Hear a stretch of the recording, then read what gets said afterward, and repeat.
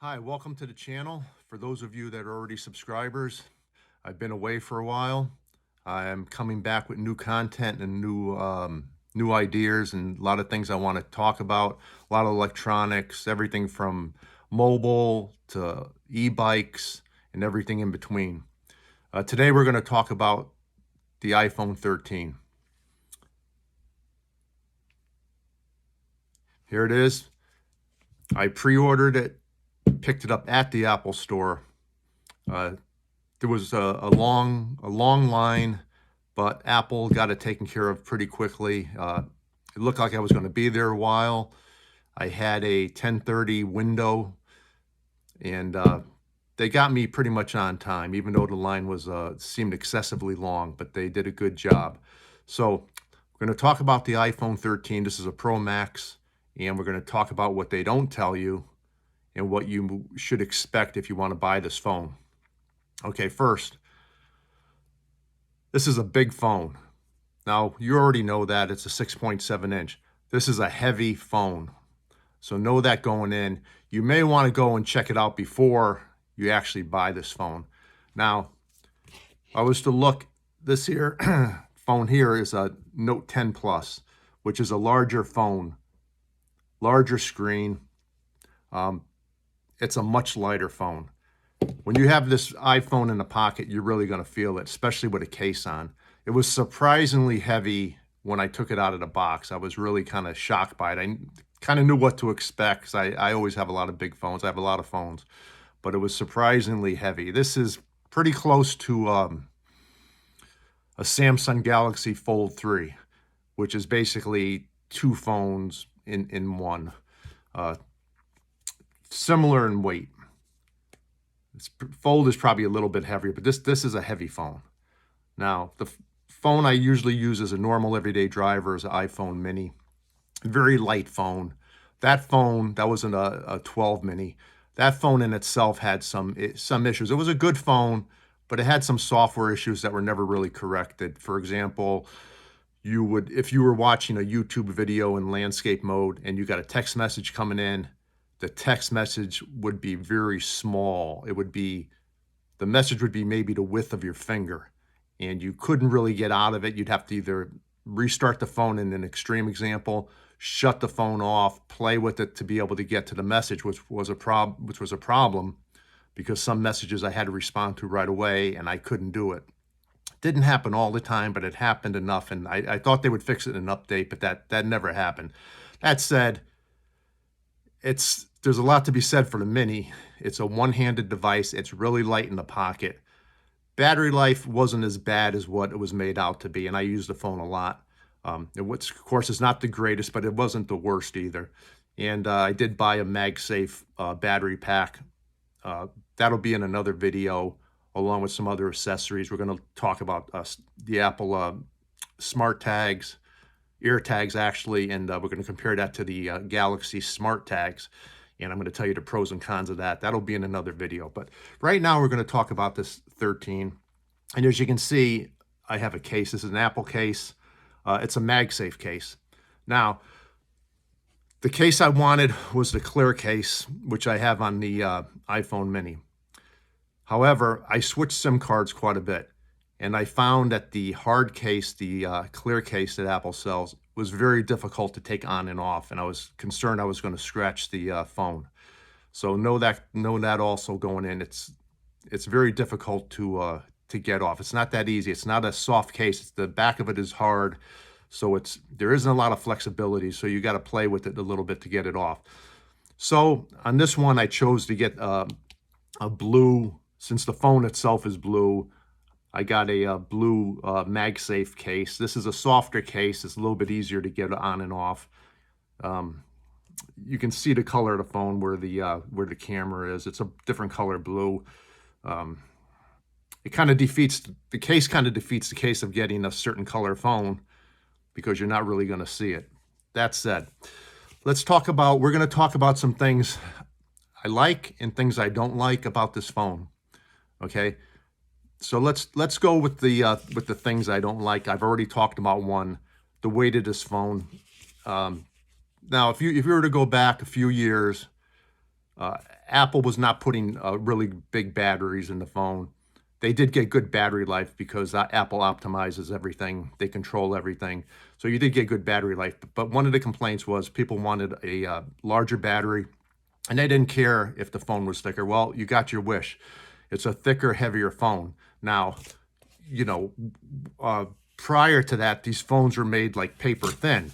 I mean, did you want a phone like this thin? They were thin and they felt flimsy. Okay, that's the trend that they were heading, thinner and thinner, and you didn't get as good battery life as you'd want. And then they'd sell battery cases and all sorts of stuff. So that wasn't working out. So now this year they added a bigger battery.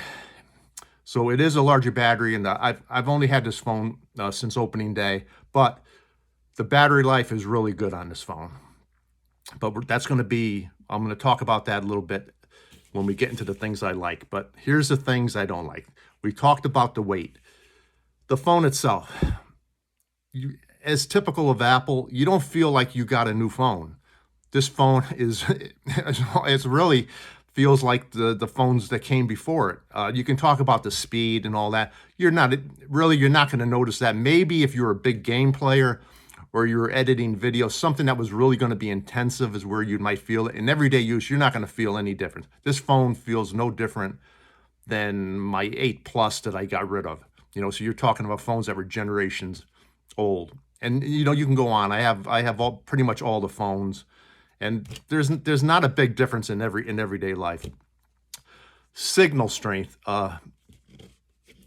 again, is something that I did like on this phone. Going on to things I didn't like, when you would expect a phone of this size, when you go to read something, you want to go on MSN or Yahoo, and you read on this phone, it's not what you would expect. Let's compare it to the iPhone mini that I had. You would think, now that's a small screen, 5.4. This is a 6.7. You would think it would be easier to read, but it really isn't. Now, you could say, well, you can do some settings and so forth. All the settings on this phone are exactly the same as I have on my iPhone mini. Everything was transferred from that phone to this one. Everything is the same.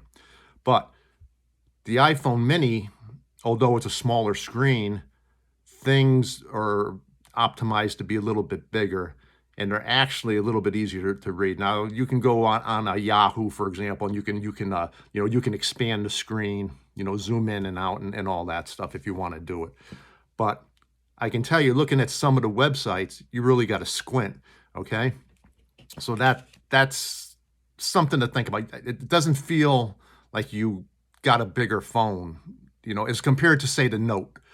I've had all the Note phones. When you look at like this phone, the Note 10 Plus, and you read, you're on a bigger phone. It's hard to explain. It's a whole different feel than what you get on an iPhone. Now it is, I don't know if I can get it on the camera here, but it is a little bigger screen. Okay, but it isn't just the screen size, it's just the way it's presented on the phone, how it's displayed. It just comes off as a big phone that you can see a lot of stuff on. You can see stuff on the iPhone, but it appears to be smaller. So you may have to go into the settings and enlarge the print even more on this. But again, these are the same settings I have on the other phone, so keep that in mind. Other stuff that I don't like.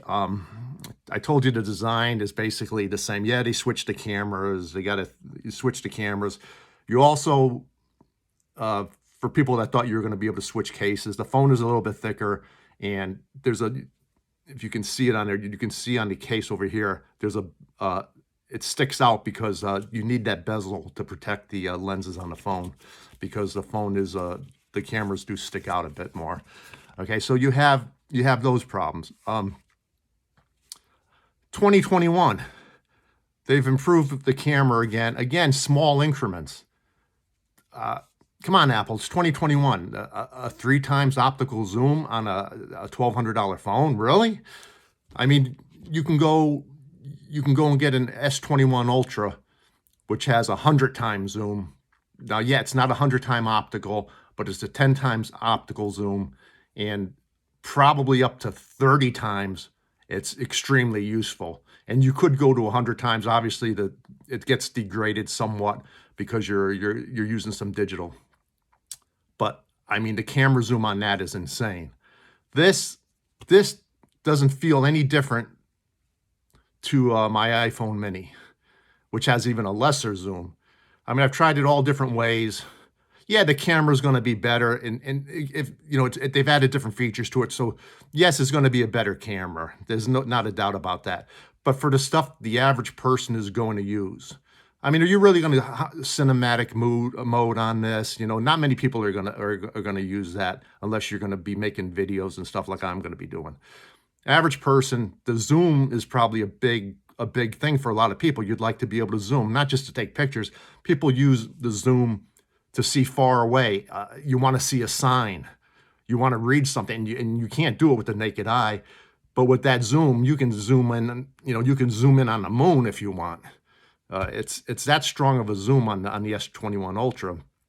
You're not going to get this on that phone. I've tried it every different ways, and you know, it needs to be more. I mean, Apple, really, you need to be doing more on the phone. I know you like to do small increments, perfect it, move on, and then everybody's like, wow, look at this, look at this. Samsung's already had this stuff, and you know, you need to move on with this. Okay, another thing I don't like. What's with this lightning port cable and stuff? Are we going to go to USB-C? Is it only going to be certain accessories that are going to have USB-C? I mean, how many cables? How many cables are you going to carry with you? You know, you want to use get a fast charge. You got to have a USB-C. This to Lightning. There's all these. You know, you got to use all these adapters and things with your phone. The Lightning port, I don't like it. I don't like it for a simple reason. Of all the phones I have, the Lightning port is the one that will eventually get dirty. It'll get lint from your pockets. I think most people have experienced that. You can clean it. I was starting to have trouble with my Mini even after cleaning it, and that phone's not even a year old yet. So I don't like the Lightning port. I haven't had that trouble with Samsung phones, Android phones in general, especially these ones that are using, you know, USB-C. I haven't experienced that on any of those phones. Only on the Apple phone have I done that. So I'd like to see the Lightning port go away. I don't like it. It should have been USB-C. But when they do go to USB-C, here you are again with all these Lightning cords and things that you have, and those are going to be you know, obsolete when they do decide to go to that type of system. Okay. The keyboard. Let's talk. This is something that's it's a small grievance, and maybe many people probably doesn't affect them. But when you go on dark mode on an iPhone, which that's what I usually use because I find the contrast. I use a dark mode. You know, that's what I use as standard. I don't put it on dark mode when at certain hours of the day. It stays on dark mode. Reason for that is I like the contrast. I don't like the bright white, especially if you're looking at something like a calendar or something. It bothers my eyes. I don't like all the just brightness and there's not much contrast. So that's why I use the dark mode. But that said, if you were to go on something like a calendar or the keyboard, when Apple uses dark mode, it's just a combination of like a gray and, you know, they're just gray, black, white. They're just muted colors.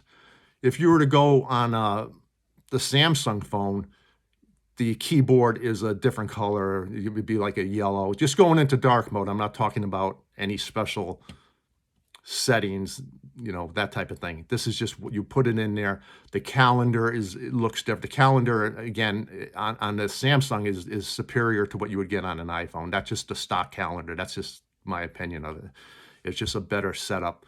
But the colors are what I like. Now, yeah, I know you could say, oh, you can go get an app, you can go download Gboard or something like that, you know, you can change the color to keyboard. But not everybody wants to do that. There should be something stock out of the box, or at least a better color choice. This gray and muted, it's been like that. I don't, again, it's not something I like.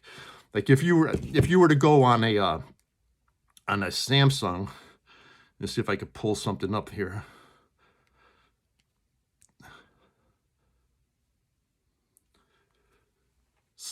So you can see, if you can see, you can see the color of the yellow. Okay, that yellow with orange, and you don't have that on an iPhone. It's very easy to pick up. Also, you can resize the screen on a screen for the keyboard on the screen. Apple, you can do some accessibility settings and all that, but it's not like you can adjust it on a Samsung phone. Is pretty big, way bigger than you could on the iPhone. So that said, I didn't like that. The phone itself is it's a good phone. I don't think you'll be disappointed with it, but if you were coming from like a 12 Max, I don't think I would upgrade. You are going to get better battery life with this,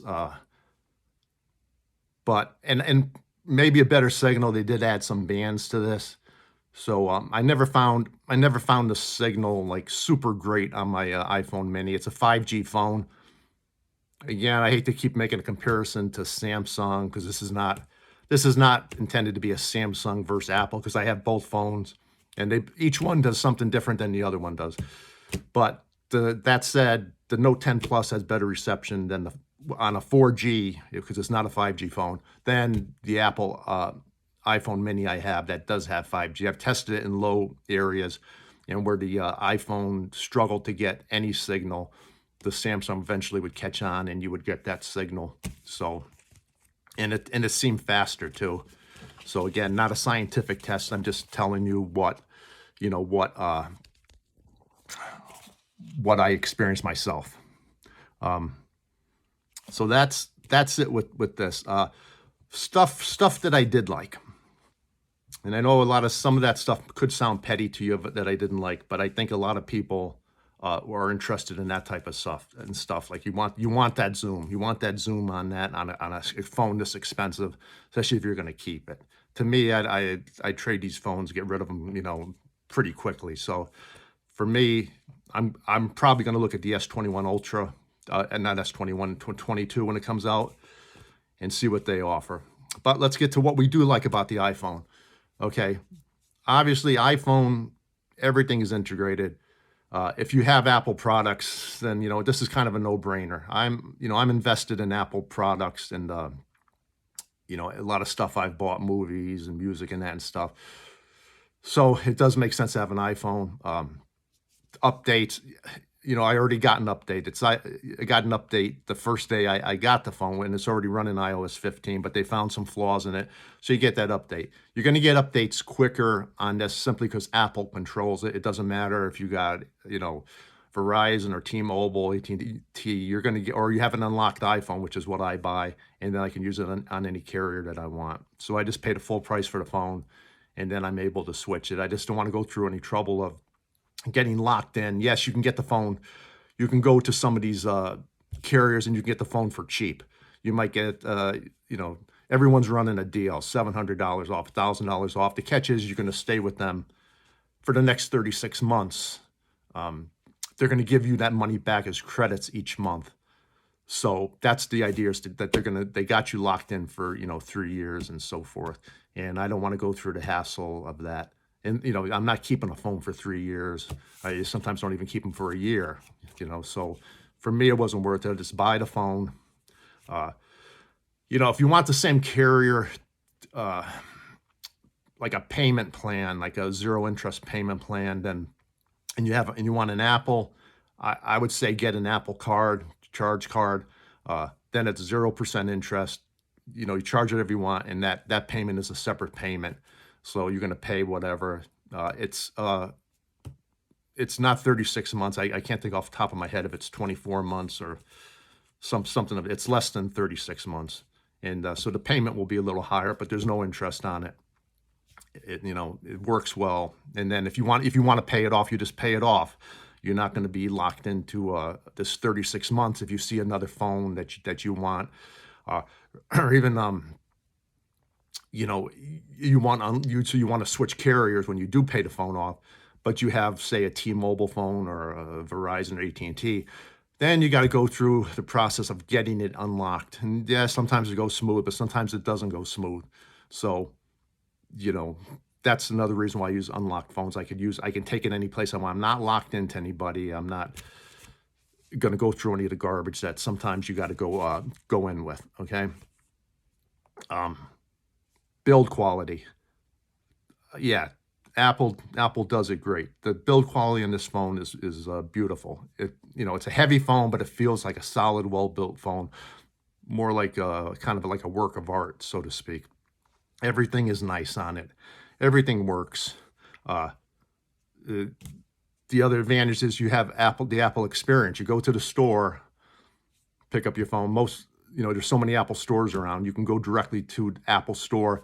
And again, if you're buying an unlocked phone, or even if you want a carrier phone, you can get it through Apple. You don't have to deal with the carriers. I've dealt with that, and sometimes they like to add on insurance. Maybe you didn't want insurance, or they try to add, the salesperson typically tries to add something on that you didn't want. And I've seen it on several different carriers now. Okay, I mean, I don't know if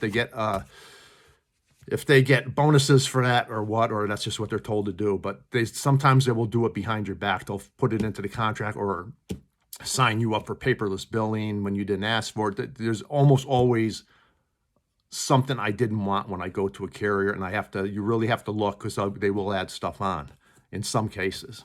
So I like dealing with the fact that I can go to an Apple store. You can't really do that anyplace else. You have Samsung experience stores, as if that's not an Apple store.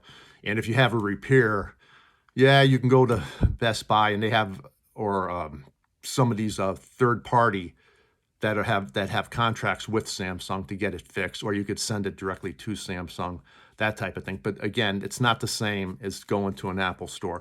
If you need a battery replaced on this, you make an appointment online. There's one in the mall that I go to. I make the appointment. Say the appointment was 11 o'clock. At 12 o'clock, I pick up the phone. So I bring it to Apple at 11 o'clock. I go walk around the mall for an hour. They send you a message, phone's ready to pick up. Okay, you can't really do that other places. You'd have to go to a third party, and then, again, there's some sketchiness involved with that. Apple has good service on that end. Even when I waited in line, and the line was long, and I was initially disappointed with that and kind of mad. I was like, if I'm going to be here for a couple hours waiting in line, I'm just going to cancel the phone. And Apple does make it easy for you to cancel something. They'll also cancel it if you don't pick it up after like 14 days. So that option was on the table, but I gave it a chance, and they had refreshments out there. They had all kinds of drinks and stuff, and they offered you that while you're waiting in line. And again, the line went very quickly. You had a very long line. That was for pre-orders. You had another line for people waiting to go in. That was in another section. And they moved it along very quickly. For a 10:30 appointment, I was probably out at 11, and they were accepting trade-ins at the store itself. Now, usually when you buy online from Apple, they will send you a box, and then you have to go down to like FedEx, and you have to mail it. And then the problem I found with that is, I have done it, and it always worked, but there was always some apprehension, because there would always be some kind of glitches and so forth, such as you'd get a text message, they haven't got your phone yet, and you knew you mailed it a week ago, and they don't have it yet. And so you start to get worried. And one time I had to call Apple and see what was going on, and that was just something, a normal thing, maybe a lack of communication or something between the two parties, Apple and who they use for the trade-in. But it did go through, and then But that said, I just don't like the idea of waiting to You've heard the horror stories. They did, not necessarily with Apple, but other trade-in programs. Oh, they didn't get the phone, or the phone was damaged, or this or that. Okay, so this way, you go to the Apple store. You bring your old phone, and I have a ton of old phones. So these phones were just sitting around. I had an 8 Plus that was like brand new, and but no use for it, and it uses a different SIM card, and you'd have to use an adapter to use it, and it was time to go. It was just sitting there, and so I take it there, and they inspected it. They run some diagnostic tests, and that's pretty much it. Everything was perfect. You get your money. Your money is already also taken off the phone itself. If you're using your Apple Card, they take off the value of the phone, which in my case was $180 off, and then they gave you some gift certificate when I was leaving. I don't know what that was for. That might have been, I forget. I've done the trade-ins before. I think it might have something to do with the tax at the time. Maybe at the time you bought the phone or something. It wasn't much money, but like $11 or so and change, and so they gave you a gift card for that, whatever that was for. Didn't matter. But other things, like I said, the battery life on this is really good, and speaking of battery life, the standby time. Now, on the iPhone Mini, I found that the battery would drain. I'd be out and the battery would drain, even though it wasn't necessarily on. This phone, the thing wasn't moving at all so far. So the battery on this, the standby time is really great. The battery itself is really good. Okay, so if you're looking for an iPhone with the best battery life that you're not going to have to worry about a battery case, which I wouldn't recommend for a phone this size. Definitely not a case. If you had to use something, I'd probably use the Apple MagSafe battery case, and then you could just keep that in your pocket and use it as necessary. But the battery life is good on this. You're not going to have you shouldn't be having any trouble with this. Screen is really nice. Brightness is supposed to be brighter. Again, to my eye, I don't really notice it. Should be significantly brighter, but I don't notice it compared to my Mini. Although I haven't tested this outside yet, so that'll be for some other day. But indoors, it's bright. The other iPhone Mini was also bright and has a high pixel density, so that the screen was good on that. So yeah, that's all good. So those are the things I like about it. The camera, I should say, so it has a macro view. So if you needed to get something really close up, yeah, this does a great job. And again, in certain situations, is going to do better than some of the competition. But one of the things it does lack, as I mentioned, was that zoom quality, and that's important to me, and it may be important to you, it may not. But Apple needs to redo some things. I know they're working on some flip phones and that type of thing. Samsung already has that out, but with Apple, every time they release something, especially when they have the live Apple event this year, because of the COVID, again, it was just a taped event. But when you have the live event, you have all this, this is so great, stuff that's been out for years on other phones. But when Apple does it, it becomes like a big deal. That always kind of makes me laugh. And, the phones look the same, except, to the naked eye, except for if you don't show them the camera. If you just show them the front and you turn it on, it just seems like the same experience. The notch on the phone is a little bit smaller. It's not, if you're used to the notch you have already, it's not going to make any difference. They'll probably get rid of that at some point. That said, a lot of people didn't like the Face ID right now because of COVID. They would rather have a fingerprint sensor. I'm not one of those people. The thing I can tell you is, having all these phones is, in my opinion anyway, I'd rather have the Face ID, but for a couple reasons. One, you don't have to leave smudges on your phone if you have the underscreen fingerprint sensors that they have now. I don't really like that. If I was going to have a fingerprint sensor, I'd rather have one somewhere on the phone that was an actual sensor that you put your finger on, and not have to move your hand on the phone, to turn it on. I don't like that. I don't like that you're smudging the screen every time you use it. And also, it's not 100% accurate. It's not as accurate as, say, the iPhone. This works well.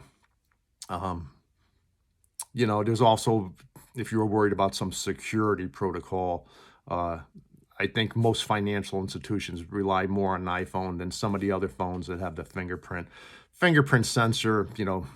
I mean, theoretically, if you were unconscious or asleep, somebody could just put your finger on it and open the phone. On an iPhone, there's some built-in security. Somebody can't just hold it to your face. You couldn't be unconscious and they hold it to your face and turn it on, because your eyes have to be, it has to be open. And there's even more security settings on that in this iOS 15. So it makes it more difficult. And it's also, just like I said, it's an easier system. It works, it pretty much works 100%. And so even with COVID and you wear a mask, all right, so I have to put in a passcode, not a big deal, or you pull your mask down quick and turn it on. But I like that. I like the sensor on that. That's my opinion of it anyway. So that said, there's a lot of stuff coming up. Like I said, I mentioned the ear tags. There's a lot of accessories that I bought. A lot of stuff that I want to talk about. So I hope you like the video. Hope you continue to watch, subscribe, share the video if you want. For those of you that are new, I hope you come back, and I'll be making things better. Right now, I was ill for a while, so I'm coming back, and it's something I want to do, and so I'm going to be changing things up. Maybe a better place to film things and so forth, and maybe some stuff not even tech related, maybe inject a little humor into this, such as some things with this iPhone, that need to change going forward.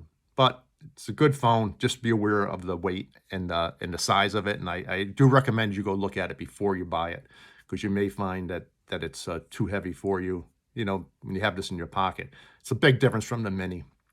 You may want to use like a smaller phone as your everyday phone, and then just use an iPad or something at home, depending on what your needs are. But it's a good phone, but know the limitations of it and some of the nuances with this phone. So thank you for watching. Please like and subscribe, and I'll see you soon.